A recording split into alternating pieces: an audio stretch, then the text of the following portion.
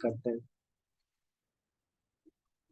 तो इस अध्याय में वास्तविकता में हम लोग जानेंगे कि ये तीन गुण होते क्या हैं और ये तीनों गुणों के लक्षण क्या हैं। और अगर जो व्यक्ति जिस भी गुण में होता है, अगर उसकी मृत्यु उस गुण में होती है तो उसकी गति क्या होती है, वो कहाँ जाता है, और कैसे इन तीनों गुणों से जो है मुक्त भी हुआ जा सकता है, ये भी जो है इस अध्याय में हमें जानने मिलेगा। तो ये जो अध्याय है ये बहुत ज्यादा महत्वपूर्ण है। तो हम लोग बार बार बोलते रहते हैं कि माया है, माया देवी हमें फंसा रही है। तो माया एक्चुअल में है क्या? माया एक्चुअल में है ये तीन गुण, यही है तीन गुण जो कि माया कहलाता है, जो माया देवी है, जो कि हमें क्या करती है, इस संसार से बांधे रखती है।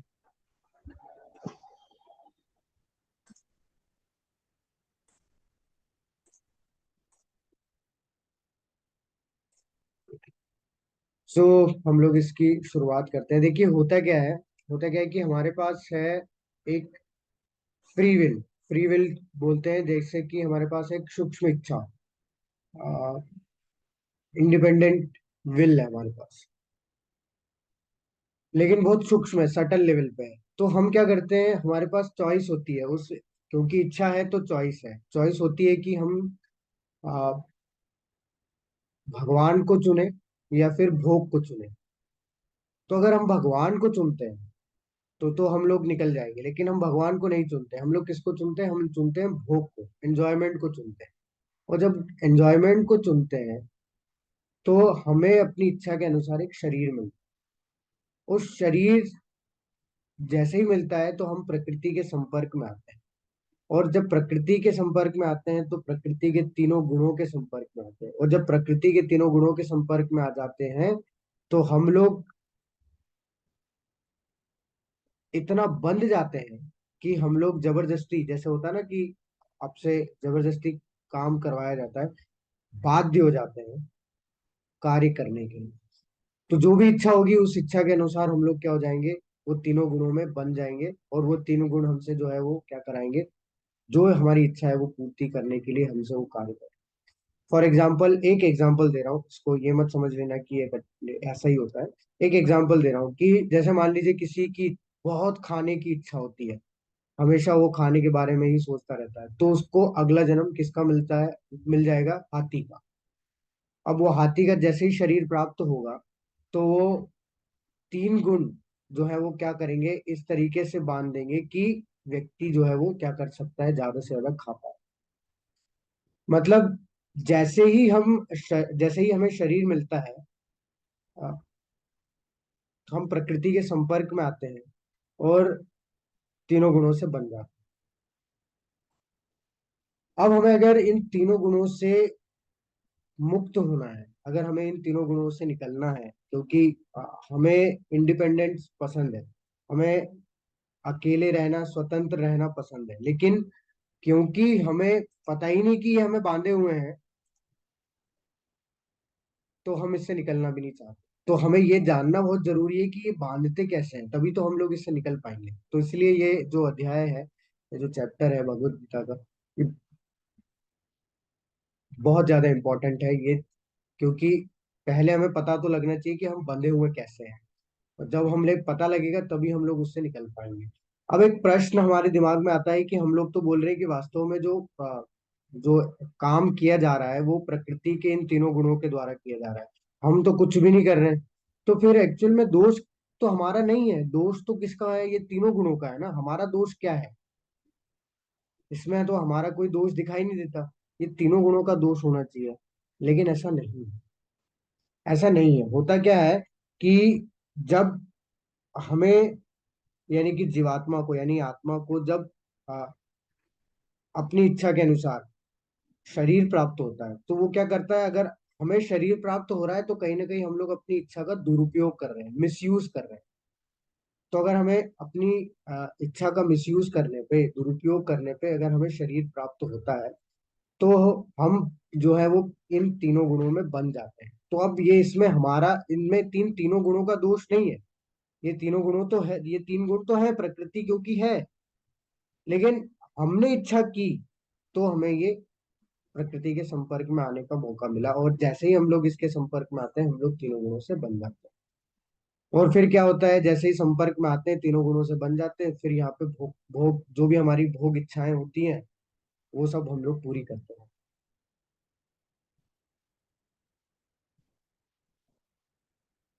तो ये बहुत जरूरी है कि हमें ये पता लगना चाहिए कि हम लोग फंसे कैसे हैं, क्योंकि हम जन्म मृत्यु जरा व्याधि के चक्र में, जन्म मृत्यु के चक्र में फंसे हुए हैं, इसलिए हम लोग बार बार क्या करते हैं, इस प्रकृति के तीनों गुणों में आके फंस जाते हैं।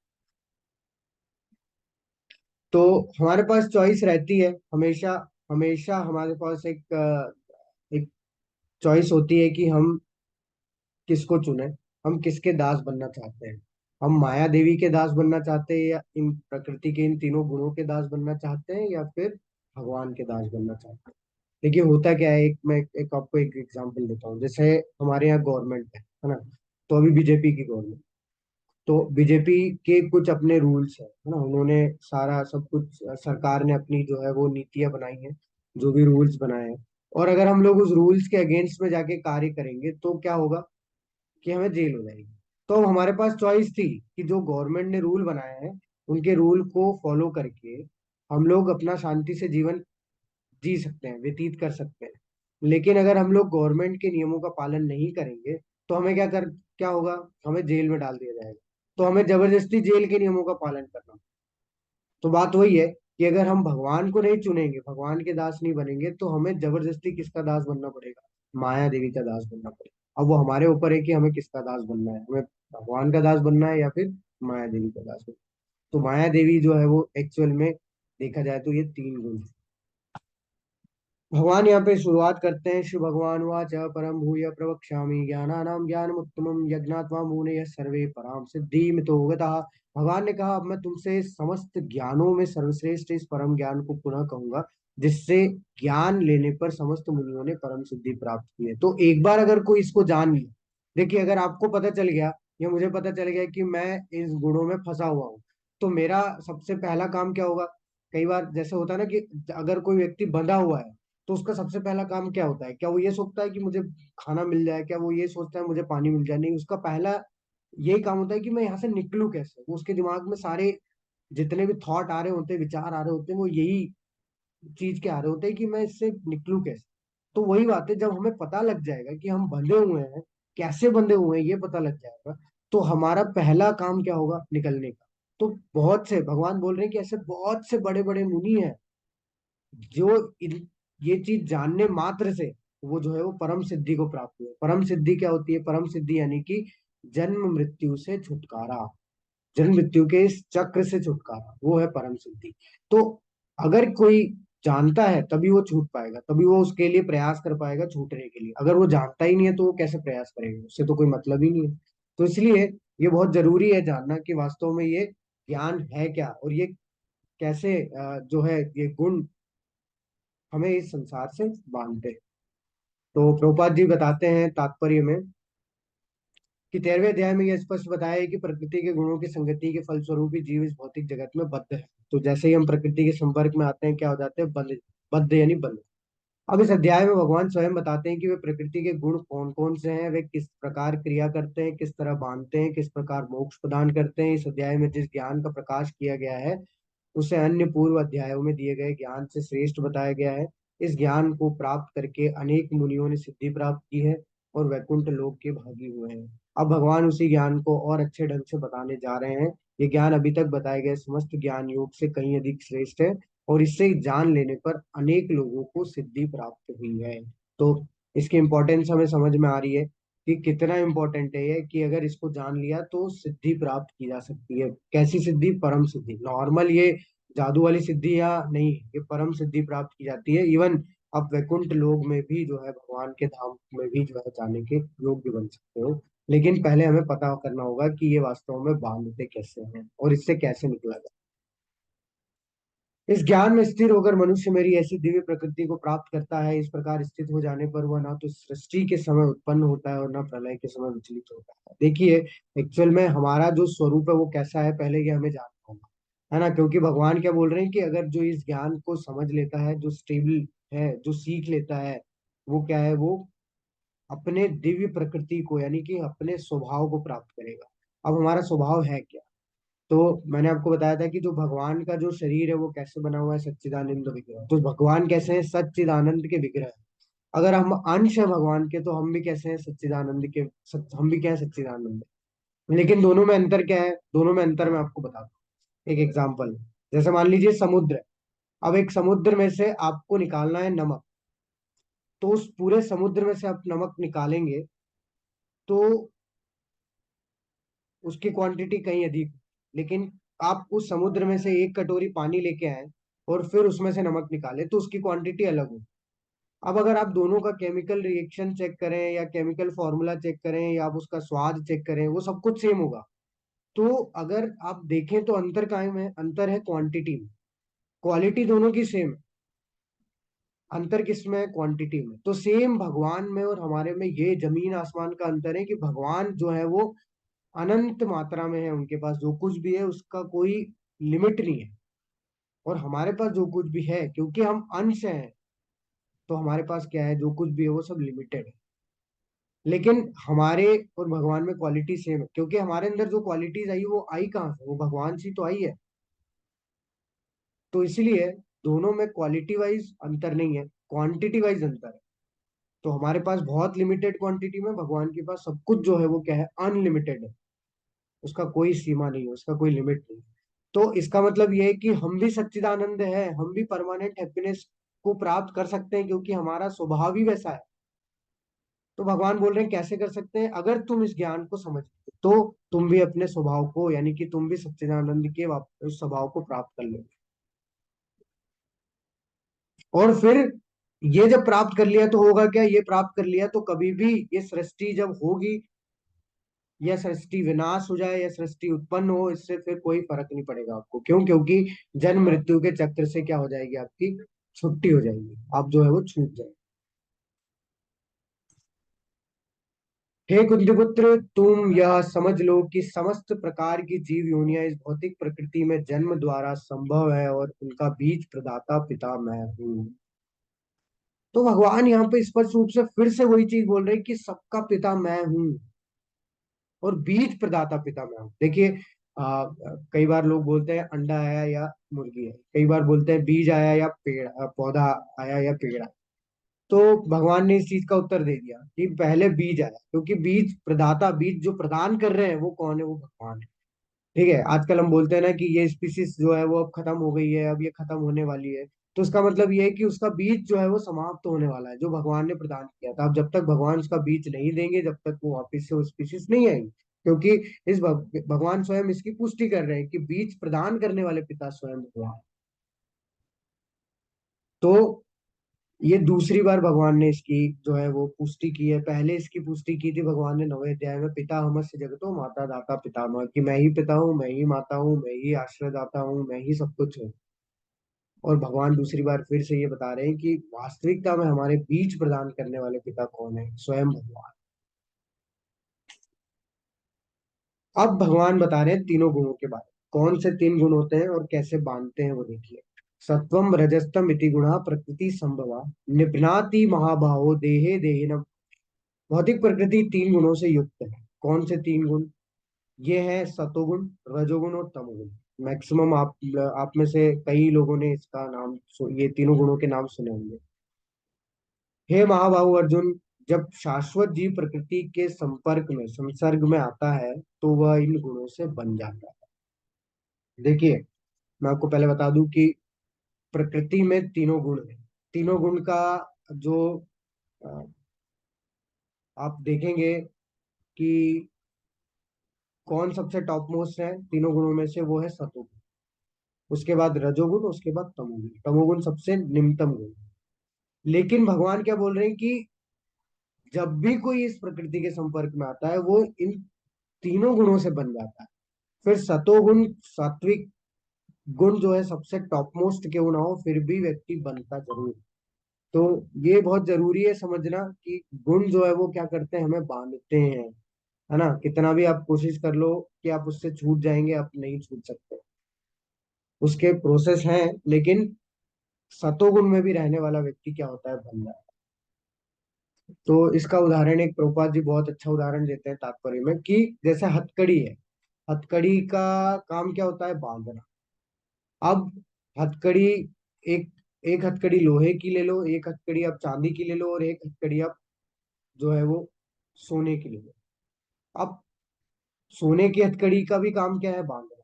चांदी की हथकड़ी का भी काम क्या है? बांधना। लोहे की हथकड़ी का भी काम क्या है? बांधना। तो कोई सी भी हथकड़ी क्यों ना ले ले, किसी भी धातु की क्यों ना ले ले, कितनी भी कीमती धातु की हथकड़ी क्यों ना ले ले, फिर भी वो क्या करेगी? उसका प्रयोग किस लिए किया जाएगा? वो बांधेगी ही। तो वैसे ही ये हथकड़ी के समान है ये तीनों गुण, कि भले ही सतोगुण जो है वो टॉप मोस्ट सोने के समान है, लेकिन फिर भी वो क्या करता है? वो बांधता है। इस संसार से हम बंधे रहते हैं, अगर हम तीनों गुणों से, तीनों गुणों में फंसे हुए हैं, तो इसका मतलब हम बंधे हुए हैं। और वो होता क्या है? अब एक एक करके भगवान बताएंगे। भगवान बता रहे हैं सतोगुण कैसे बांधता है, रजोगुण कैसे बांधता है, और तमोगुण कैसे बांधता है। सतोगुण कैसे बांधता है भगवान बता रहे हैं,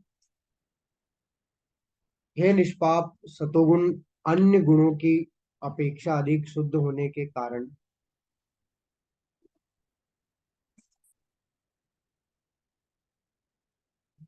प्रकाश प्रदान करने वाला, और मनुष्यों को सारे पाप कर्मों से मुक्त करने वाला है।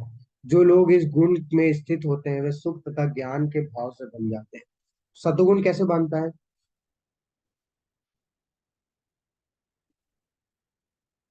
ज्ञान और सुख से बन जाता है। तो सतोगुण में क्या होता है? व्यक्ति जो है किसी भी तरीके के पाप कर्म नहीं करता है, वो सब कुछ अच्छा अच्छा करता है, सब कुछ पुण्य कर्म ही करता है। सारे पाप कर्मों से मुक्त हो जाता है, क्योंकि वो ज्ञानी होता है, उसको थोड़ा ज्ञान रहता है कि ये सब गलत काम नहीं करने हैं। वो शुद्ध होने के लिए जो है कार्य हमेशा करता रहता है। लेकिन क्योंकि ओवर सेटिस्फाइड वाली कंडीशन हो जाती है, तो वो उस ओवर सेटिस्फाइड कंडीशन में वो बन जाता है। कई बार आपने देखा होगा लोगों को, कि लोग क्या करते हैं, लोग बोलते हैं कि यार हम लोग अपने अपनी दुनिया में खुश हैं, हमें किसी से कोई लेना देना, ना उनकी किसी से दुश्मनी है, ना उनकी किसी से बातचीत होती है, उनके परिवार में भी उनसे कोई लेना देना नहीं है, वो सब अपनी दुनिया में मगन रहते हैं, उनको कोई लेना देना नहीं, क्योंकि वो ओवर सेटिस्फाइड हो गए अपनी लाइफ से। खुश है वो, सुखपूर्वक जीवन जी रहे हैं, कमा रहे हैं, रोज बच्चा भी जो है वो जॉब पे लग गया है, सभी बच्चों की शादी हो गई है, बच्चों के भी बच्चे हो गए हैं, सब एकदम नॉर्मल स्मूथ लाइफ चल रही है। थोड़ी बहुत कष्ट हो रहे हैं, लेकिन वो इतना फर्क नहीं पड़ रहा है। तो वो ओवर सेटिस्फेक्शन का जो स्थिति होता है ना, वो होता है सतोगुण वाली स्थिति। क्योंकि आदमी गलत काम भी नहीं कर रहा है, किसी को ठेस भी नहीं पहुंचा रहा है, किसी को धोखा भी नहीं दे रहा है, और वो तो अब उसको जो सुख मिल रहा है, टेम्पररी जो सुख मिल रहा है, वो उससे बंध गया है, इतना ज्यादा बंध गया है कि उसे अब पता ही नहीं चल रहा है कि परमानेंट सुख भी कुछ होता है या फिर कुछ करना होता है, इतना बंध गया। तो माया देवी इतनी स्ट्रांग है कि इतना खतरनाक बांधती है कि हमारे दिमाग में वो चीज आती है, और वो ज्ञान से बन जाता है। तो इसमें क्या होता है, व्यक्ति ज्ञान से मिलने वाले सुख से जो है वो क्या होता है? बन जाता है। जैसे फॉर एग्जाम्पल साइंटिस्ट है, तो साइंटिस्ट दिन रात अपने लैब में काम करते रहते हैं, रिसर्च पेपर पढ़ते रहते हैं, ये सब कार्य करते रहते हैं, और उनका इन्वेंशन जो भी होता है वो कर देते हैं, रिसर्च कर देते हैं, वो जो भी उनको बनाना होता है बना दिया। अब वो उस ज्ञान ज्ञान क्योंकि दिन रात ज्ञान लेते रहते हैं, तो उस ज्ञान में उतना ज्यादा बन जाते हैं कि वो उसको ही मॉडिफाई करते रहते हैं, कुछ और नया देखते रहते हैं, उससे बाहर ही नहीं निकल पाते हैं, और कुछ अलग दुनिया देख ही नहीं पाते। ऐसे बहुत सारे, ऐसे मैं एक एग्जांपल दिया, बहुत सारे आपको इसमें मिल जाएंगे, जैसे कवि हो गए कुछ, है ना, कुछ फिलोसोफर्स हो गए, तो ये सब जो है क्या करते हैं? सतोगुण में रहते हैं, ये कोई गलत काम नहीं करते, लेकिन वो इस तरीके से जो है वो क्या है? बंधे रहते हैं। लेकिन रजोगुण और तमोगुण में क्या होता है कि हे कुंतीपुत्र, रजोगुण की उत्पत्ति असीम आकांक्षाओं तथा तृष्णाओं से होती है। तृष्णाएं यानी कि प्यास, आकांक्षाएं, आकांक्षाएं यानी कि इच्छाएं। तो रजोगुणी व्यक्ति में के मन में क्या है? असीमित, कोई सीमा नहीं है, इतनी इच्छाएं प्रकट होती रहती है, आती रहती है, बार बार इच्छा प्रकट होती रहती है उसके अंदर। जो है वो प्यास हर चीज को प्राप्त करने की लगी रहती है। एक दूसरे के साथ में जो है कंपटीशन का जो एक प्रतिस्पर्धा का भाव है, मन में हमेशा लगा रहता है कि कैसे मैं इससे आगे निकलूं, कैसे मैं इससे ज्यादा पैसा कमाऊं, कैसे मैं इससे ज्यादा ज्ञान लूं, कैसे मैं इससे जो है ज्यादा बड़ी गाड़ी लूं, कैसे इससे मैं ज्यादा बड़ा फोन लूं। एक कंपटीशन का जो है वो भाव अंदर चलता रहता है। तो इस तरह से जो व्यक्ति रजोगुण में स्थित होता है, जो रजोगुण में बंधा हुआ होता है, वो कभी भी संतुष्ट नहीं हो पाता, सेटिस्फाई नहीं हो पाता। और इसी के कारण ये इस देहधारी जीव सकाम कर्मों में से बन जाता है। और वो क्या है, ये यहाँ पे जो भी हमारे जो फल मिलते हैं कर्मों के, उससे बन जाता है। हे भरतपुत्र, तुम जान लो कि अज्ञान से उत्पन्न तमोगुण समस्त देहधारी जीवों का मोह है, और इस गुण के प्रतिफल पागलपन, आलस तथा नींद है, जो बद्ध जीव को बांधते हैं।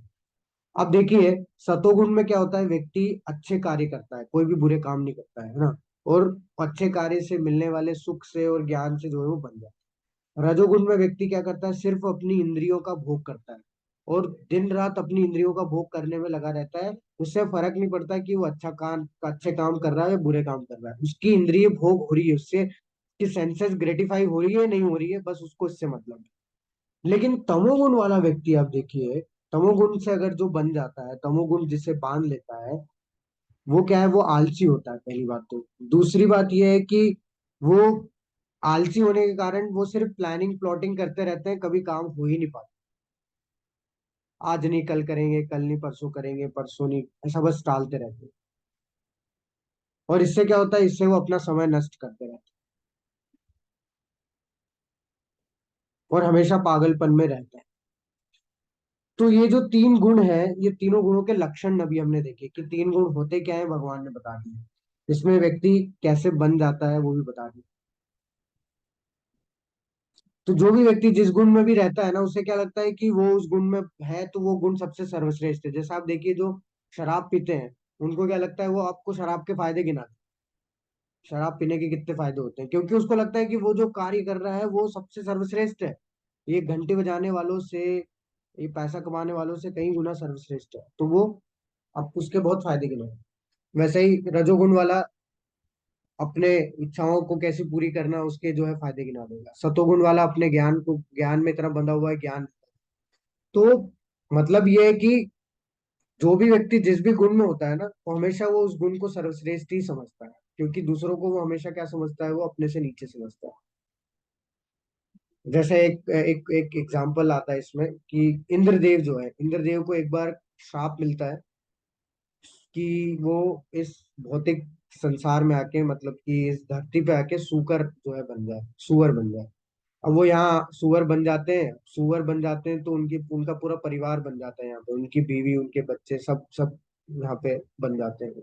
अब ब्रह्मा जी देखते हैं कि यार ये जो इंद्रदेव हैं, ये तो पूरे देवताओं के राजा हैं, और ये इस तरीके से सुकरों जैसा जीवन व्यतीत कर रहे हैं। तो मैं क्या करता हूँ कि इनका जो वो है, श्राप है, वो मैं इनको इससे मुक्त कर देता हूँ। और वो जाते हैं ब्रह्मा जी नीचे, और मतलब आते हैं, और सुअर यानी कि जो इंद्रदेव बने हुए हैं, इंद्रदेव को जो शरीर मिला हुआ है सुकर का, अ, उनसे बोलते हैं कि मुझे आपकी ये हालत देखी नहीं जा रही है, तो मैं आपके इस श्राप को जो है वो क्या कर देता हूँ, आप आपको इस श्राप से मुक्त कर देता हूँ। ब्रह्मा जी बोलते हैं, इंद्रदेव बोलते हैं कि अरे क्या बोल रहे हो, मैं नहीं जाने वाला, अभी मेरा यहाँ पूरा परिवार है, मेरे बीवी है, मेरे बच्चे हैं, और मैं चला जाऊंगा तो इन सबका क्या होगा, अभी नहीं जाऊंगा, अभी जाओ आप। अभी देखिए, वो तमोगुण वाला स्थिति है, तमोगुण उनको सर्वश्रेष्ठ लग रहा है, जबकि जहाँ जो वो थे, जहाँ उनको ले जाया जा रहा है, वो उनको सबसे निचला लग रहा है। तो यही स्थिति हमारी भी है कि हम जिस भी गुण में होते हैं, हमें लगता है कि वो सबसे सर्वश्रेष्ठ है, और फिर हम लोग क्या करते हैं, उसी को जो है वो उसी का गुणगान करते रहते हैं।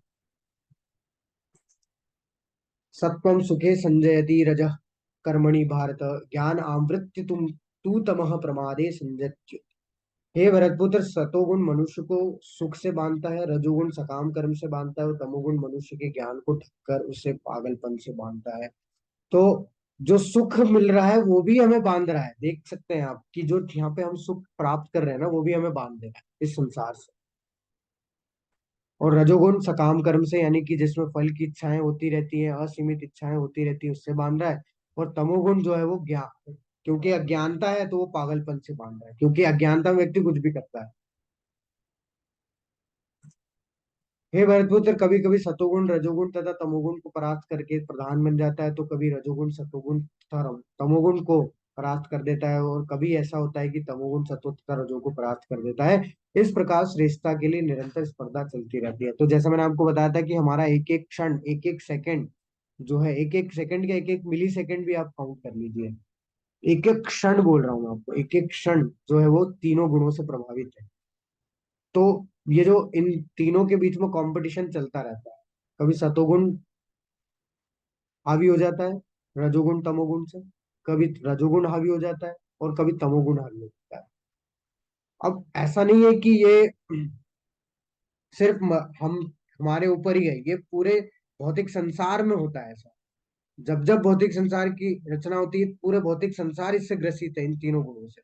तो मैं आपको एग्जांपल बताता हूँ। जैसे मान लीजिए कि हम लोग सुबह सुबह उठते हैं, है ना, पढ़ाई करने के लिए उठ रहे हैं। तो जब हम लोग सुबह सुबह उठते हैं तो ब्रह्म मुहूर्त है, थोड़ा सा एनर्जी रहती है, और अ, हम लोग क्या है, बढ़िया टेबल चेयर पे बैठ के पढ़ना शुरू करते हैं। तो हम भी सतोगुण में है, और समय भी सतोगुण में है, तो हमारा कार्य जो है वो बहुत स्पीड में होता है। जैसे जैसे समय आगे बढ़ता जाता है, वैसे वैसे क्या होता है, रजोगुण जो है वो श्रेष्ठ होता जाता है, तमोगुण जो है, और सतोगुण जो है वो नीचे जाता जाता है।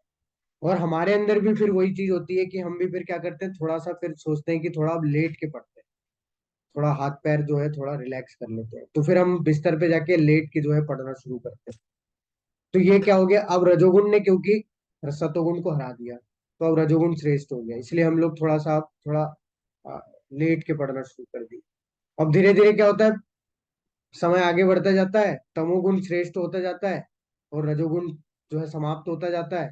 और हमारे अंदर भी फिर क्या होता है कि हमें नींद आने लग जाती है, और हम पढ़ते पढ़ते सो जाते हैं। तो क्या हो गया कि अब तमोगुण ने क्या किया, तमोगुण ने दोनों गुणों को जो है वो क्या कर दिया, हरा दिया, अब तमोगुण श्रेष्ठ हो गया। तो ये जो कंपटीशन है ये चलता रहता है, ये कभी समाप्त नहीं होता। उसको समाप्त करने के लिए प्रोसेस है, वो हम देखेंगे, लेकिन ये अगर हम लोग इस भौतिक संसार में फंसे हैं तो ये चलता रहेगा। और ऐसा नहीं है कि ये सिर्फ हम हमारे ऊपर है, ये इवन जो है वो अ, इसमें भी चलती रहती है, जैसे युगों में भी चलती रहती है। जैसे जब सतयुग था तो सतोगुण श्रेष्ठ था, फिर धीरे धीरे धीरे धीरे रजोगुण श्रेष्ठ होने लगा। कलयुग के कलयुग आया, कलयुग के स्टार्टिंग में रजोगुण श्रेष्ठ था, और अब जो है वो क्या हो रहा है, तमोगुण श्रेष्ठ होता जा रहा है। तो कोई भी नहीं बच सकता भौतिक संसार में इन तीनों गुणों से, क्योंकि प्रकृति ही यही है, माया देवी ही यही है। वो एक एक क्षण को हमारे क्या कर रखी है, प्रभावित कर रखी है। तो मन इधर इस तरीके से खींचातानी चलती रहती है, कभी सतोगुण खींच लेता है, कभी रजोगुण खींच लेता है, तो कभी तमोगुण खींच लेता है। तो ये जो है कंपटीशन जो है वो चलता रहता है, एक एक सेकंड कंपटीशन हमारा जो है चलता रहता है। सतोगुण की अभिव्यक्ति को तभी अनुभव किया जा सकता है जब शरीर के सारे द्वार ज्ञान से प्रकाशित होते हैं। तो अब हमारे 9 द्वार हैं, 9 डोर्स हैं हमारे शरीर में। कौन कौन से हैं?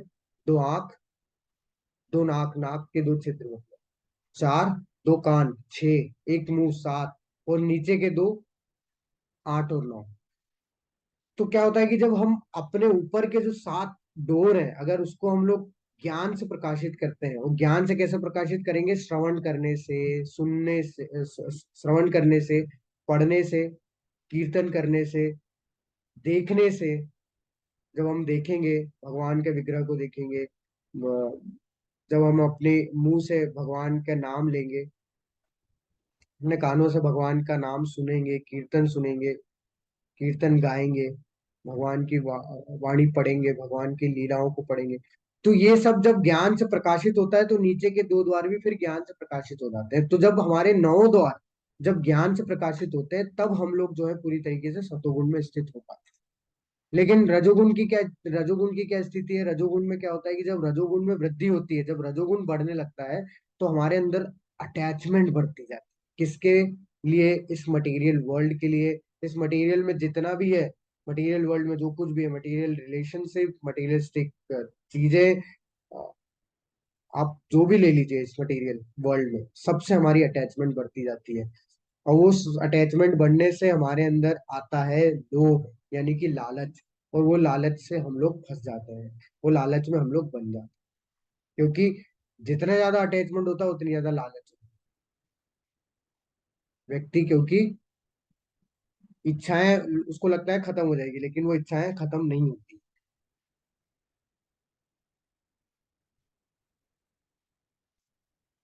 तमोगुण, तमोगुण में क्या होता है? तमोगुण में वृद्धि हो जाती है तो हे कुरुपुत्र, अंधेरा, जड़ता, प्रमत्ता तथा मोह का प्राकट्य होता है। अंधेरा यानी अज्ञानता।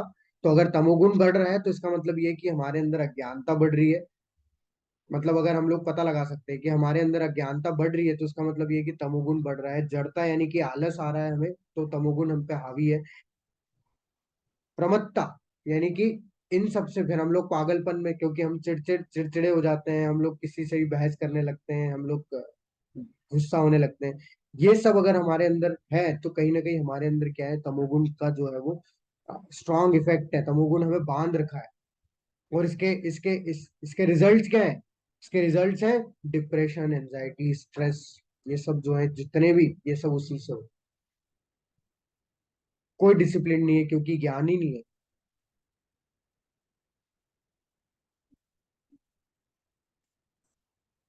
जब कोई व्यक्ति सतोगुण में रहता है और उसकी अगर मृत्यु हो जाती है तो वो उच्च ग्रहों को प्राप्त करता है। उच्च ग्रह यानी कि हमसे ऊपर जो प्लेनेट्स होते हैं, यानी इस पृथ्वी से ऊपर जो प्लेनेट होते हैं वो उनमें जाता है। जैसे स्वर्ग हो गया, है ना। उसके बाद चंद्र हो गया, महर हो गया, सूर्य हो गया, ब्रह्मा जी का लोक, सत्य लोक हो गया, तो वो ऐसे उच्च लोकों को जाता है। कौन? जो सतोगुण में स्थित होता है। अब सतोगुण में स्थित होने वाला व्यक्ति भगवान को क्यों नहीं प्राप्त कर सकता? कोई बताना चाहेगा? कोई इस पे अपना प्रतिक्रिया देना चाहेगा कि अगर सतोगुण में है तो वो तो सारे अच्छे काम कर रहा है, तो वो भगवान को क्यों नहीं प्राप्त हो रहा है? भगवान के धाम को क्यों नहीं प्राप्त कर रहा है? वो क्यों अभी भी स्वर्ग लोक तक ही जा पा रहा है? जी। हरे कृष्णा आदित्य प्रभु जी। जी प्रभु जी बताइए। हरे कृष्ण प्रभु जी, दंडवत प्रणाम। दंड प्रणाम तो प्रभु जी। क्योंकि प्रभु जी वो सुख सुख से बधा हुए हैं, हम लोग उस टाइम सुख से ओके। बधे हुए हैं। जी जी जी, बहुत बहुत धन्यवाद। क्योंकि वो सुख से बना हुआ है। बहुत ही स्पष्ट उत्तर दिया आपने। हरे कृष्णा। प्रकाश प्रभु जी, आप कुछ ऐड करेंगे इसमें? प्रभु जी दंडवत प्रणाम। दंडक प्रणाम। हाँ, बात तो सही बोला है सर। सर कि शतगुण से बधा हुआ है, जैसे कि आपने कड़ी के उदाहरण से दिया है ना। जो कर्म करता है उसका तो फल मिलता ही है, तो भगवान को कैसे मिलेगा? उसका तो उसको फल मिल गया ना। वो अगर भगवान को समर्पण करता तो प्रभु को मिलता। वो तो उसके लिए हुआ नहीं ना। वो तो कर्म का फल भोग कर रहे। जी बिल्कुल बिल्कुल, बहुत बहुत धन्यवाद। बहुत ही स्पष्ट उत्तर दिए दोनों प्रभु जी ने कि जब तक हम बंधे हुए हैं तो हम कैसे भगवान के पास जा पाए। हरे कृष्णा। मोहिनी माता जी, आप कुछ ऐड करेंगे इसमें? आप हैंड रेस कर रहे थे, प्लीज हैंड रेस करिए तो मैं आपको अनम्यूट कर पाऊंगा। ओके। तो जब तक हम लोग बंधे हुए हैं तब तक हम कैसे जो है भगवान के धाम जा सकते हैं? क्योंकि भगवान के धाम जाने के लिए तो हमें बंधन से मुक्त होना है ना। जब तक बंधन से मुक्त नहीं होंगे जब तक हम लोग कैसे भगवान के धाम जा पाए, है ना। तो जन्म मृत्यु के चक्र में बंधना ही वास्तव में हमारा भगवान के धाम जाने के लिए रुकावट है। तो जब तक हम जन्म मृत्यु से आ, छुटकारा नहीं पाएंगे तब तक हम भगवान के धाम जा। तो क्योंकि सतोगुण भी जो है वो हमें बांधता है, तो आ, हम सतोगुण में रहते हुए भी भगवान के धाम नहीं जा सकते। रजोगुण में क्या होता है देखते हैं। रजोगुण में जो व्यक्ति अगर रजोगुण में है और उसकी अगर मृत्यु हो जाती है तो वह सकाम कर्मियों के बीच जन्म ग्रहण करता है। तो रजोगुण में जो व्यक्ति मरता है वो कहाँ जाता है? वो सकाम कर्मियों के बीच आ जाता है। सकाम कर्मियों के बीच यानी कि वापस से इस पृथ्वी लोक पे आ जाए, क्योंकि सकाम कर्मी यहीं रहते हैं। क्योंकि सकाम कर्मी वो है जिनको की फल की इच्छा होती है, और वो फिर फल की इच्छा मतलब जो भी उनकी इच्छाएं होती है वो पूरी करके भगवान के धाम जा सकते, सॉरी, पूरी करके वो जो है भगवान मतलब पूरी करके अपनी जो भी इच्छा है वो पूरी कर सकते हैं भगवान की कृपा से। तो चैट बॉक्स में कुछ और भी है, मैं देखता हूँ। एक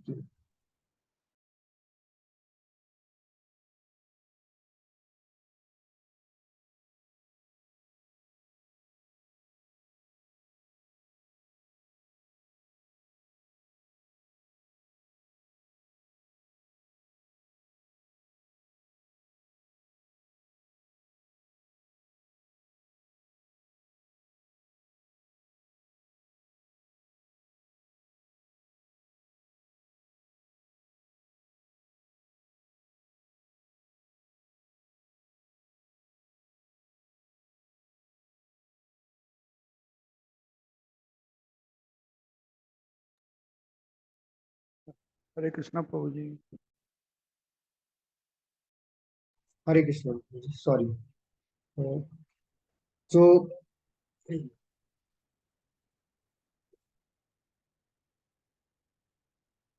okay, network issue. Three prakritis are still there in various degrees. Till tamogun and rajogun do not fill such persons still.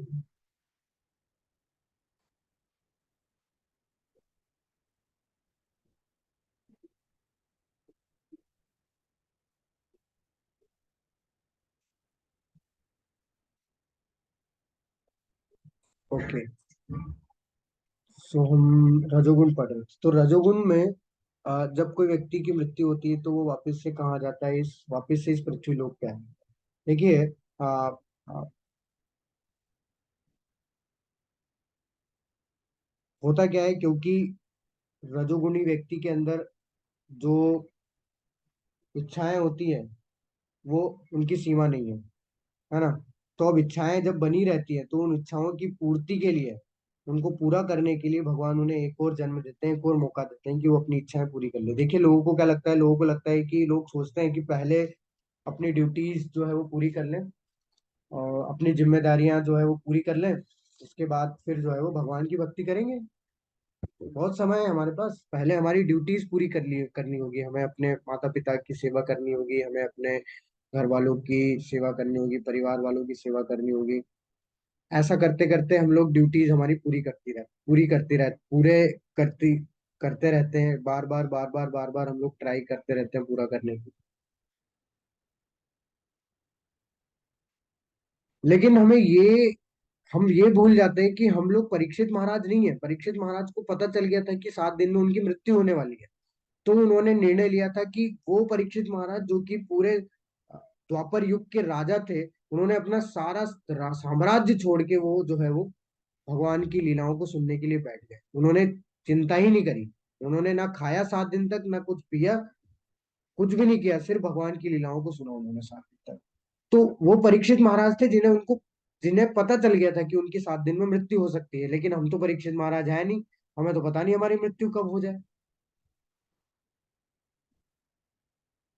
तो होता क्या है, जो आदमी, जो भी व्यक्ति है, उसके मन में अगर इच्छाएं होती है और उस इच्छाओं के साथ अगर उसकी मृत्यु हो जाती है, तो वो उन इच्छाओं को लेके ही मर जाता है।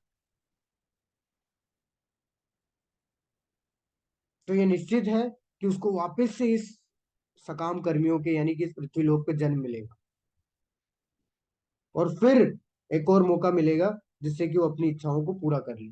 हम अब सोचते हैं कि हमें एक और मौका मिला है हमारी इच्छाओं का पूरा करने के लिए, तो हमें लगता है कि अब मैं पूरा कर लूंगा। लेकिन हम ये भूल जाते हैं मूर्खतावश कि इच्छाओं की तो सीमा ही नहीं है। मैं एक इच्छा करूंगा तो दूसरी और इच्छा आ जाएगी, दूसरी करूंगा तो तीसरी आ जाएगी, तीसरी करूंगा चौथी आ जाएगी, इच्छाएं समाप्ति ही नहीं होंगी। इसलिए आ,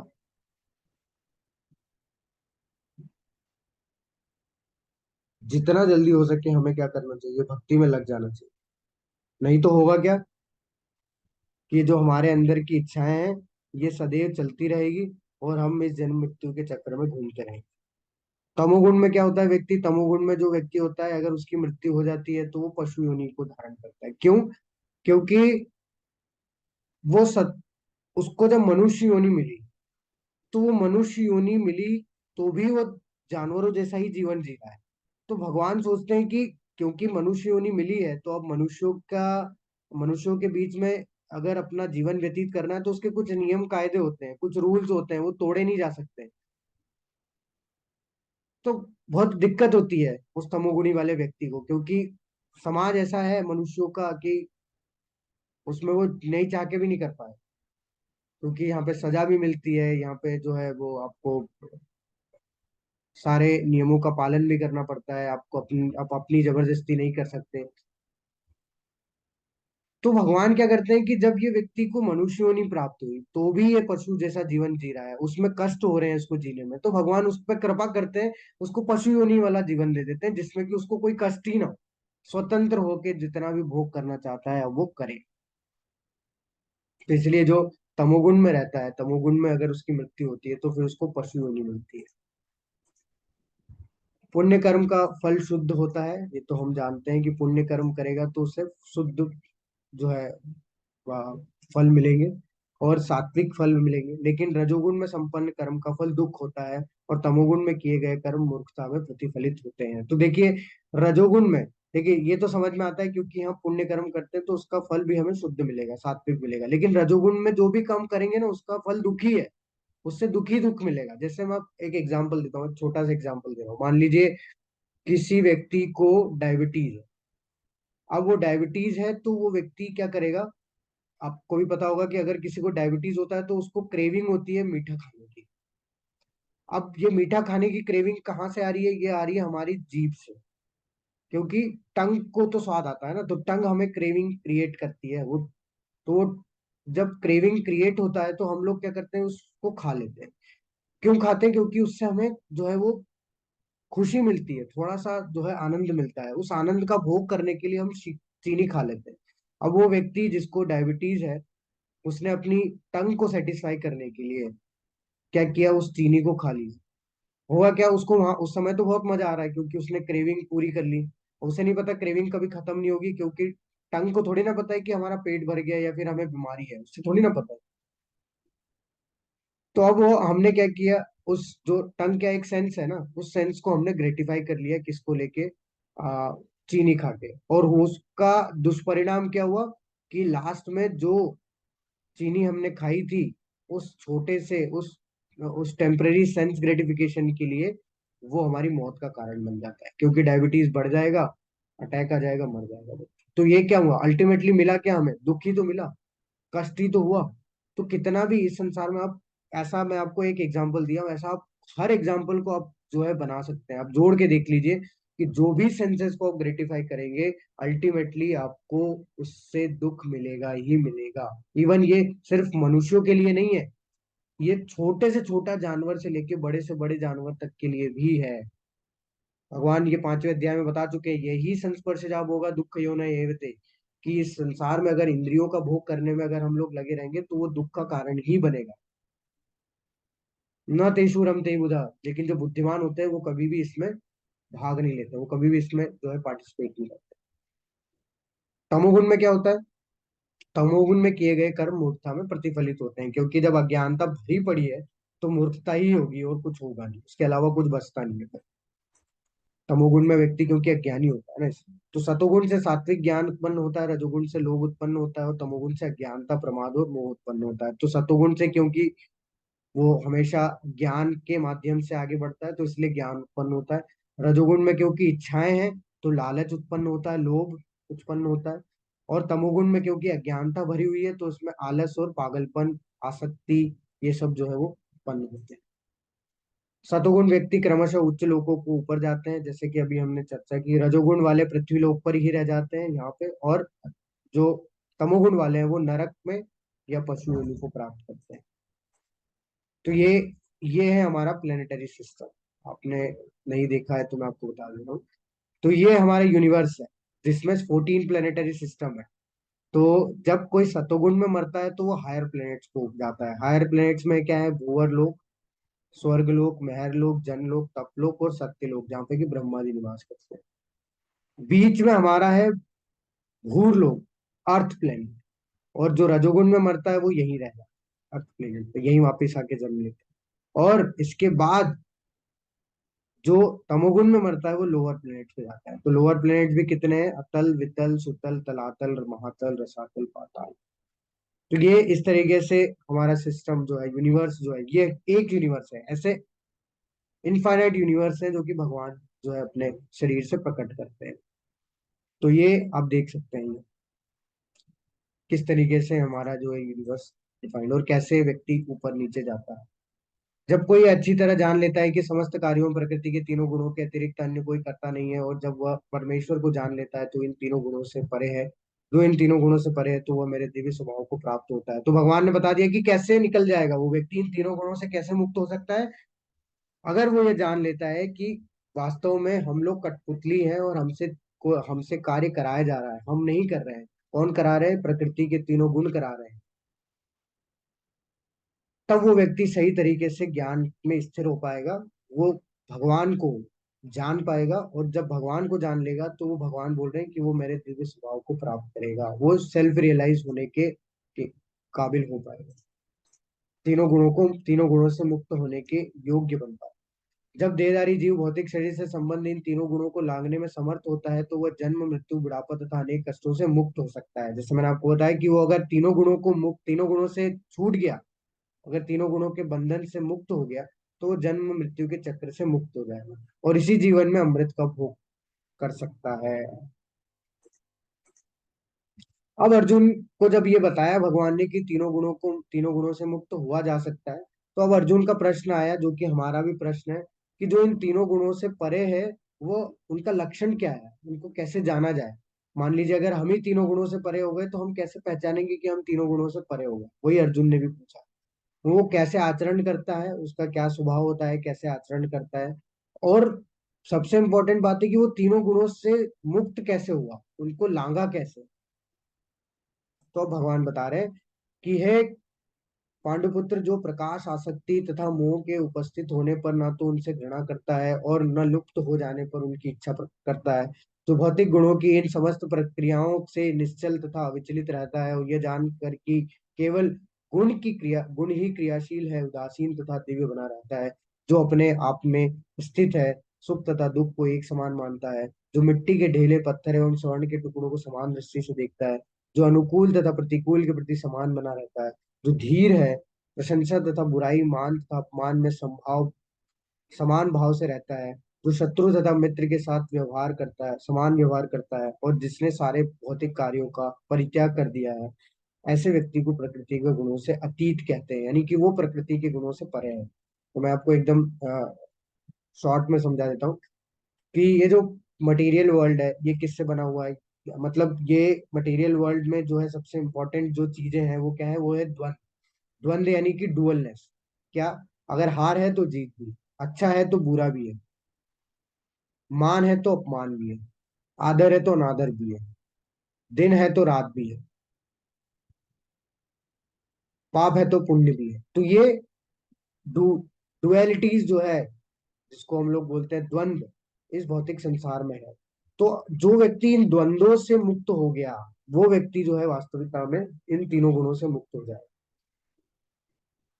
दूसरी चीज भगवान बोल रहे हैं कि आसक्ति और मोह से जो व्यक्ति मुक्त हो जाएगा, वो व्यक्ति तीनों गुणों से मुक्त हो सकता है।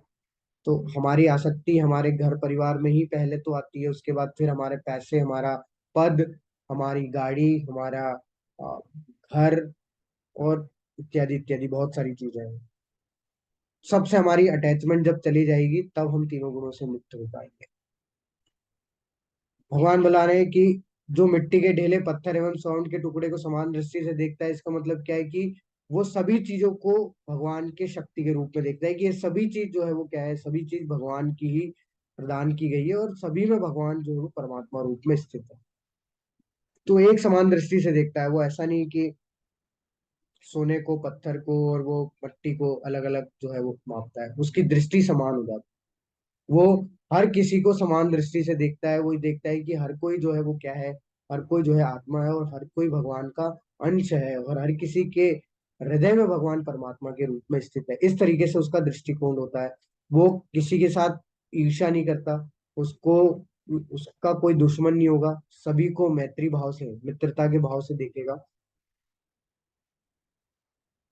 वो व्यक्ति जो है वो तीनों गुणों से मुक्त हो जाएगा। और ये सब कब होता है, जब कोई व्यक्ति प्रयास करता है। ये संभव है, लेकिन प्रयास करना होगा उसके लिए। ऐसा नहीं है कि प्रयास नहीं करना है, प्रयास करना है। तो मैं आपको बताता हूँ, एक छोटी सी स्टोरी है। जैसे राम जी जब वनवास में जा गए थे, वनवास के लिए, तो पैर में उनके कुछ नहीं था। हाँ, तो कांटे चुभ रहे थे उनको। तो जब एक जगह स्थान पे बैठ के क्या होता है कि सीता मैया और लक्ष्मण जी वो क्या करते थे, कांटे निकालते। तो राम जी, क्योंकि स्वयं भगवान है, वो बोलते थे कि मत निकालो। क्यों? क्यों नहीं निकाले? क्योंकि भगवान बोल रहे हैं कि भगवान श्री राम बोलते हैं कि ये जो कांटे हैं ये खुद जो है वो मेरी शरण में आए, तो मैं किसी को अपनी शरण से दूर नहीं कर सकता। सोच सकते हैं कांटे, उनको हम फेंक देते हैं। तो ये तो मैं भगवान ने हमें बताया, सिखाया। तो ऐसा हर कोई भक्त भी ऐसा ही होता है। भगवान का शुद्ध भक्त होते हैं वो ऐसे ही होते हैं, वो सभी को समान दृष्टि से देखते हैं, किसी के साथ जो है वो ऐसा भेदभाव नहीं करते। फिर वो मांस खाने वाला व्यक्ति क्यों ना हो, फिर वो गलत कार्य करने वाला व्यक्ति क्यों ना हो, वो प्रार्थना करते हैं, लेकिन उससे ईर्ष्या नहीं करते, उससे उसे शत्रु नहीं बनाते। और ये पॉसिबल है, थोड़ा सा प्रैक्टिस करना होती है, लेकिन हो जाता है वो। और वो होता भी कब है, जब हम लोग भक्ति में आगे बढ़ते हैं। ऐसे नहीं कि हम लोग जो है आर्टिफिशियली इसको करना चाहें। आर्टिफिशियली तो पॉसिबल ही नहीं कि हम लोग ये सारे गुण जो है डेवलप कर पाए। आर्टिफिशियली नहीं हो पाएगा। उसके लिए हमें क्या करना होगा, उसके लिए हमें भगवान की शरण में जाना होगा। तब जाके ये खुद ब खुद ही जो है हमारे अंदर ये सारे स्वभाव जो है आने लगते हैं। जो समस्त परिस्थितियों में अविचल भाव से पूर्ण भक्ति में प्रवृत्त होता है, वो तुरंत ही प्रकृति के गुणों को लांग जाता है और इस प्रकार ब्रह्म के स्तर तक पहुंच जाता है। जैसा मैंने अभी बताया कि कैसे लांगेगा वो, पूर्ण भक्ति में प्रवृत्त होके। भगवान स्पष्ट रूप से बोल दिए। भगवान चाहते तो बोल सकते थे कि ज्ञान में प्रवृत्त होके, ध्यान में प्रवृत्त होके, लेकिन नहीं, भगवान ने क्या बोला कि पूर्ण भक्ति में ही लग के वो व्यक्ति तुरंत इन प्रकृति के गुणों को लांग सकता है, इनसे छुटकारा पा सकता है। तो भक्ति एकमात्र ऐसा तरीका है जो कि सबसे इजीएस्ट वे, क्योंकि इसमें सिर्फ आपको स्टार्ट करना है सुनने से, और इसमें आपको कोई प्री रिक्विसाइट नॉलेज की जरूरत नहीं है, कुछ भी नहीं है, कोई ज्ञान नहीं है। आपको बस शुरू करना है सुनना। जब आप सुनना शुरू कर देंगे तो अल्टीमेटली आप भक्ति में प्रगति कर पाएंगे।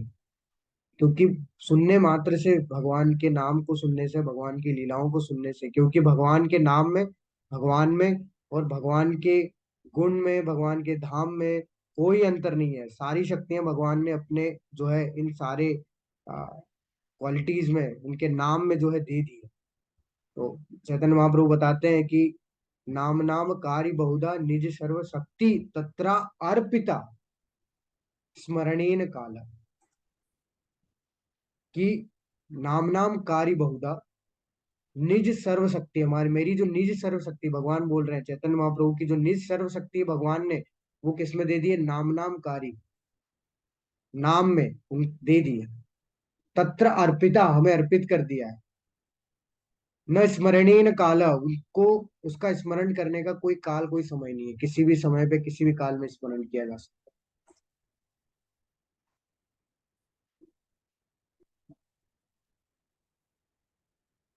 तो भक्ति की शुरुआत इतनी सरलता से होती है। भगवान ने इतना सरल रास्ता दिया है कि नाम लो सुनो, नाम लो सुनो, बस यही करने से व्यक्ति भगवान के प्रेम को प्राप्त कर सकता है। तो भक्ति एकमात्र बहुत आसान तरीका है जो कि हमें क्या कर सकता है, इन तीनों गुणों से मुक्त करने में हमारी सहायता कर सकता है। और मैं ही उस निराकार ब्रह्म का आश्रय हूँ जो अमृत अविनाशी तथा शाश्वत है और चरम सुख का स्वाभाविक पद है। तो मैंने आपको बताया था कि अलग अलग लोग हैं, और अलग अलग लोग क्या करते हैं, अलग अलग स्तर पे भगवान से जुड़ने का प्रयास करते हैं। तो कई लोग ऐसे होते हैं जिनको ज्ञान कम होता है, तो वो भगवान को निराकार समझते हैं, और वो निराकार समझ के ही भगवान की पूजा करते हैं। भगवान को समझते हैं कि वो लाइट है। तो भगवान बोल रहे हैं कि ठीक है, वो भी गलत नहीं है, लेकिन उनके उनके ज्ञान के लिए, उनके नॉलेज के लिए भगवान बता रहे हैं कि वो जो निराकार ब्रह्म पे जो वो ध्यान लगाते हैं, लाइट पे जो ध्यान लगा रहे हैं, उसका आश्रय भी मैं हूँ। उसके पीछे कोई तो है, क्योंकि हर किसी को लगता है कि लाइट आ रही है, लेकिन कहीं से तो आ रही है। जैसे फॉर एग्जाम्पल, मान लीजिए अगर किसी ने सूरज नहीं देखा है, तो वो क्या बोलेगा कि सूरज सिर्फ एक लाइट है, सूरज कुछ नहीं है, बस एक लाइट है। लेकिन जब सुबह से उठ के आप देखेंगे, मॉर्निंग में, अर्ली मॉर्निंग, तो आपको दिखेगा कि यार ये तो एक गोला है, और उस गोले से लाइट आ रही है। मतलब ये फिक्स हो गया कि कहीं से तो लाइट आ रही है। तो वही बात हो रही है, भगवान यहाँ पे बताना चाह रहे हैं कि आप बोल रहे हो निराकार है, लेकिन कहीं से तो आ रही है ये लाइट। तो वो जो लाइट आ रही है उसका जो है आधार जो है वो आकार है, यानी कि वो मेर से आ रही है। और आपने 11वें अध्याय में प्रभु जी ने आपको बताया होगा कि जब अर्जुन ने देखा, तो संजय ने क्या एक्सप्लेनेशन दिया कि भगवान के शरीर से निकलने वाला जो तेज था, उसकी तुलना हजारों हजारों सूरज जो सनराइज हो रहे हैं, हजारों सूरज जब एक साथ उदय हो रहे हैं, वो भी तुलना नहीं कर पा रहे हैं। तो आप सोच सकते हैं कि भगवान के निकल जो शरीर से निकलने वाला तेज वो कितना खतरनाक होगा, कितना स्ट्रांग होगा। कि एक सूरज को हम लोग देख नहीं पाते, जब हजारों सूरज एक साथ उदय होंगे, जब थाउजेंड्स ऑफ सूरज, जब सनराइज होगा सारे सन का, थाउजेंड सन्स का, तो फिर कैसे, कितना मुश्किल होगा भगवान के इस दिव्य तेज को देख पाना, संभव ही नहीं है। तो भगवान ने बोला कि वो निराकार, यानी कि आप, और आप इसको बहुत अच्छे अच्छे एग्जाम्पल ले सकते हैं। जैसे मान लीजिए आपके घर में ट्यूबलाइट है, ट्यूबलाइट से लाइट निकल रही है, उस लाइट का कोई आकार नहीं है, आप उस लाइट के शेप साइज को नहीं देख पाएंगे, लेकिन वो लाइट आ कहाँ से रही है? ये तो ट्यूबलाइट से आ रही है, क्योंकि वो ट्यूब है, तभी तो उसको ट्यूबलाइट बोल रहे हैं। तो उसका आधार क्या है? आकार ही तो है। जैसे एक और एग्जांपल देता हूँ, बहुत बहुत अच्छा एग्जांपल है। मान लीजिए फूल है, फूल से आ रही है आपको खुशबू, तो फ्रेग्रेंस का कोई आकार है, कोई शेप है, साइज है? नहीं है। लेकिन वो जो फ्रेग्रेंस आ रही है वो किससे आ रही है? फूल से आ रही है, फूल का एक अपना शेप है, साइज है। तो कोई भी निराकार वस्तु जो है, उसका आधार जो है वो आकार से ही होता है। ऐसा नहीं है कि वो कहीं से नहीं आती, वो आकार से ही आती है। लेकिन क्योंकि अज्ञानतावश व्यक्ति क्या करता है, थोड़ा सा ज्ञान लेना, प्राप्त करना नहीं चाहता, उसको भगवान बता रहे हैं कि जो तुम निराकार पे ध्यान लगा रहे हो ना, उसका आश्रय मैं ही हूँ। वो भी अविनाशी है, क्योंकि वो मेरे शरीर का तेज है, और वो भी तुमको चरम सुख देगा। लेकिन दिक्कत ये है कि तुम मेरे स्वभाव, मतलब तुम मुझे प्राप्त नहीं कर पाओगे, मतलब तुम सेवा नहीं कर पाओगे। बस एक एक उसमें यही प्रॉब्लम है। तो अब कुछ कुछ है कि जैसे भलाई जो है वो सतोगुण में आ जाता है, जो जुनून है, जो पेशन है, वो रजोगुण में आता है, अज्ञानता जो है तमोगुण में आती है। हमारा समय जो है वो तीनों गुणों से प्रभावित है। तो मैंने बताया ब्रह्म मुहूर्त का समय जो है सतोगुण से प्रभावित होता है, रजोगुण से प्रभावित होता है जो बीच का समय होता है, और जो दोपहर का समय होता है वो तमोगुण से प्रभावित होता है, इसलिए हमें नींद आती है। जागने की गतिविधि, जागने के बाद की गतिविधि भी हमारे तीनों गुणों से। क्या होता है, अगर कोई व्यक्ति भगवान के नाम में अपना रुचि दिखा रहा है, साधना कर रहा है, तो कहीं ना कहीं वो सतोगुण में स्थित है जागने के बाद। कई लोग क्या करते हैं, जागने के बाद जिम जाते हैं, तो कहीं ना कहीं रजोगुण उन्होंने बांध रखा है। अब ये नहीं बोला जा रहा है कि आपको जिम नहीं करनी है, जिम आप करनी है, आपको जिम अपने शरीर को स्वस्थ रखना है, लेकिन गुण का प्रभाव कैसे होता है वो बताया जा रहा है। तमोगुणी व्यक्ति क्या होता है? तमोगुणी व्यक्ति का ये है कि वो जागता, पहली बात तो वो जागता ही नहीं है, और देखा जाए तो वो सोता भी नहीं है क्योंकि वो, उसका समय ही अलग है ना? तो उससे कोई मतलब नहीं है किसी चीज से। हम जो पुस्तकें पढ़ते हैं वो भी जो है वो तीनों गुणों से प्रभावित होती है। अगर मान लीजिए हम भगवान की लीलाओं के बारे में पुस्तकें पढ़ रहे हैं, भगवान के नाम रूप गुण लीला इत्यादि के बारे में पढ़ रहे हैं, तो वो सतोगुण से प्रभावित है। अगर वो इस तरीके की नॉवेल पढ़ते हैं, आजकल लोग पढ़ते हैं ना, कि how to become a rich, और बहुत सारी ऐसी नॉवेल जो है बहुत रिकमेंड करेंगे, जिसका कोई सिर है ना कोई पैर है, वो रजोगुण से, क्योंकि उन्हें रहता है कि हमारी इच्छाओं की पूर्ति के लिए कुछ तो लिखा होगा लोगों ने। तो ऐसी नॉवेल जो होती है वो रजोगुण से प्रभावित होती है। और तमोगुण, तो ये जो एक्शन थ्रिलर्स कॉमिक्स जो होती है, जिसका जिसका कोई भी कुछ भी नहीं है, नॉन फिक्शनल, कुछ भी मन से बना दिया गया है और उसको हमने एक्सेप्ट कर लिया, उसको देख रहे हैं, और उसका कोई वैल्यू नहीं है, वो टोटली टाइम वेस्ट। तो वो क्या है, वो तमोगुण से प्रभावित है। हमारे सोने का समय, कई बार क्या होता है कि हम जो है लेट सोते हैं, है ना, तो हमें लगता है कि हाँ इसमें क्या ही खराबी है, लेकिन नहीं। जिसका सोना का समय जो है वो 9-10 बजे के आसपास हो जाता है, वो सतोगुण से मतलब प्रभावित है, सतोगुण उस पर हावी है। ठीक है, रजोगुण का समय होता है जैसे मिड नाइट जो होती है, और जो स्टार्ट नाइट, उसके बीच का जो समय, वो रजोगुण से प्रभावित होता है। और तमोगुण में गुड नाइट होती ही नहीं है यूजुअली, जिसे निशाचर बोलते हैं ना, जो यानी कि रात्रि में आचरण करते हैं, जिससे निशाचर बोलते हैं। तो उनका गुड नाइट होता ही नहीं है, क्योंकि वो लोग तो सुबह सोते हैं जब लोग उठते हैं। तो इस अध्याय के अंत में प्रभुपाद जी बता रहे हैं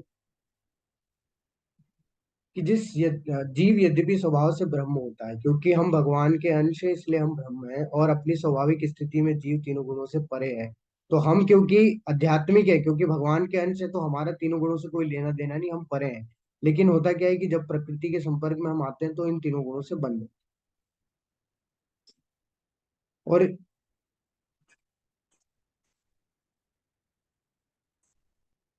इन्हीं तीनों गुणों के कारण उसमें हम लोग भौतिक जगत पर प्रभुत्व जताने की है, यानी कि अहंकार जो है, हम लोग अहंकार के कारण से हम लोग क्या करते हैं, इस पे अपना प्रभुत्व जताते हैं, सोचते हैं कि मैं ही कर रहा हूँ, मैं ही डूअर हूँ, मैं ही एंजॉय हूँ। हम लोग इस तरीके से कार्य करते हैं। पूर्ण कृष्ण भावनामृत में भक्ति में प्रवृत्त होने पर वह दिव्य पद को प्राप्त होता है, और उसमें प्रकृति को वश में करने की इच्छा दूर हो जाती है। अतएव भक्तों की संगति करके भक्ति की 9 विधियों श्रवण कीर्तन स्मरण आदि का अभ्यास करना चाहिए। धीरे धीरे ऐसी संगति से तथा गुरु के प्रभाव से मनुष्य की प्रभुता जताने वाली इच्छा समाप्त हो जाएगी, और वह भगवान की दिव्य प्रेमा भक्ति में गहनता पूर्वक स्थित हो सकेगा। भगवान की भक्ति अति सरल है। मनुष्य को चाहिए कि भगवान की सेवा में लगे, श्री विग्रह को अर्पित करने का उच्छिष्ट खाएं, भगवान के चरण कमलों पर चढ़ाए गए पुष्पों की सुगंध सूंघे, भगवान की लीला स्थलों का दर्शन करे, भगवान के विभिन्न कार्यकलापों और उनके भक्तों के साथ प्रेम विनिमय के बारे में पढ़े, सदा हरे कृष्ण कृष्ण कृष्ण हरे हरे, हरे राम राम राम हरे हरे का अभ्यास करना चाहिए। तो यहाँ पे देखिए प्रभुपाद जी ने बताया कि हम लोग कैसे अपनी इंद्रियों को जो है भगवान की सेवा में लगा सकते हैं। ठीक है, बहुत सरल है। तो भगवान की सेवा में कैसे लगाया जा सकता है, जैसे हमारे हाथ है, हम हाथ को भगवान के मंदिर का जो है सफाई करने में लगा सकते हैं। ठीक है, प्रसाद वितरण करने में लगा सकते हैं, है ना, भगवान को स्नान कराने में, भगवान की सेवा करने में जिस तरीके से लगा सकते हैं। भोजन, अब हमारी जिह्वा को कैसे लगाएं सेवा में, हमारी जिह्वा को सेवा में हम लगा सकते हैं भगवान का जो है उच्छिष्ट, यानी कि प्रसाद, भोग लगा हुआ जो प्रसाद होता है उसका, उसको ग्रहण करके। हमारे पैरों से भगवान की सेवा हम लोग कैसे करते हैं, जहाँ कैसे कर सकते हैं, जहाँ पे भगवान ने लीलाएं की है उस लीला स्थली का हम लोग दर्शन करने जाए, है ना। अपनी नाक से क्या करें, तो भगवान के ऊपर जो जो भी पुष्प अर्पित किए गए हैं उसको हम लोग सूंघे, जैसे हो जाता है ना, पुष्प साफ करते हैं सुलाने से पहले, तो वो हम ले लें उसको सूंघे, वो भी हम हमारा जो है अंदर के ज्ञानता को दूर करें। तो हम हर एक इंद्रिय से हम लोग क्या कर सकते हैं, भगवान की सेवा कर सकते हैं। और सबसे बेस्ट है कि हम लोग हरे कृष्ण महामंत्र का जप करें, जिसमें कि सारी सेवा ऑलरेडी सम्मिलित है। तो अगर हम कोई दूसरी सेवा नहीं कर पा रहे हैं तो एटलीस्ट नाम जप करें, जिससे जो कि सबसे बड़ी सेवा है इस भौतिक संसार। तो ये जो हमारा अध्याय है वो यही समाप्त होता है।